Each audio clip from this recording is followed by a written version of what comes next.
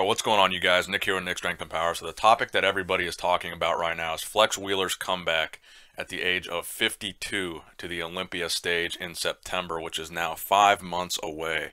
So recently Flex Wheeler posted this photo on Instagram. As you can see, it's got 12,498 likes.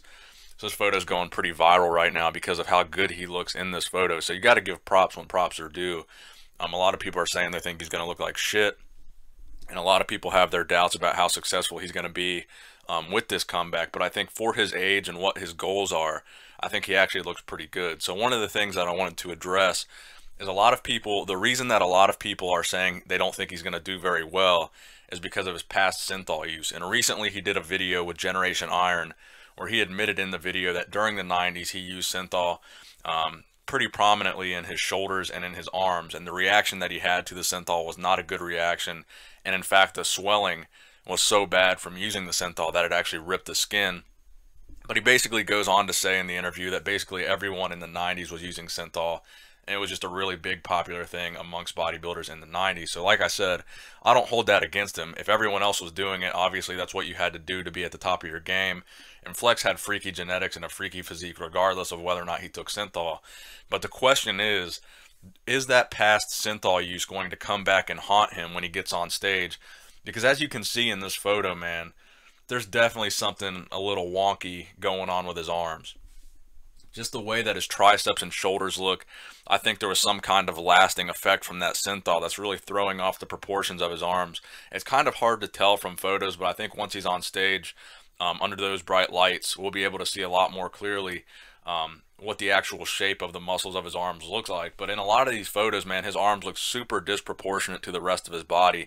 Like I said, he looks great in these photos and all the recent posts that he's been posting, but his arms definitely seem to overwhelm the rest of his physique.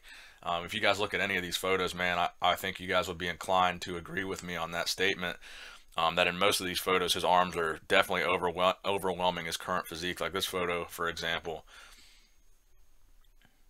I mean, just look how big his arms are. So whether or not that's a result of Synthol use or what, I think there's something going on with his arms. It's going to be a little bit disproportional to the rest of his physique, and that might hurt his placings on stage.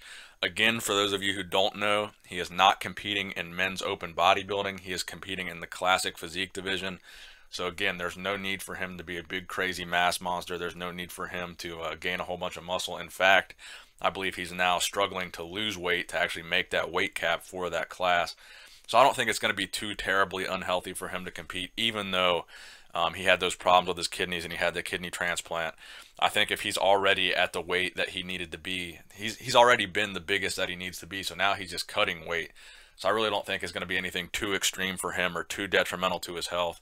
So that's my personal opinion on the subject, man. A lot of people are saying it's a horrible idea.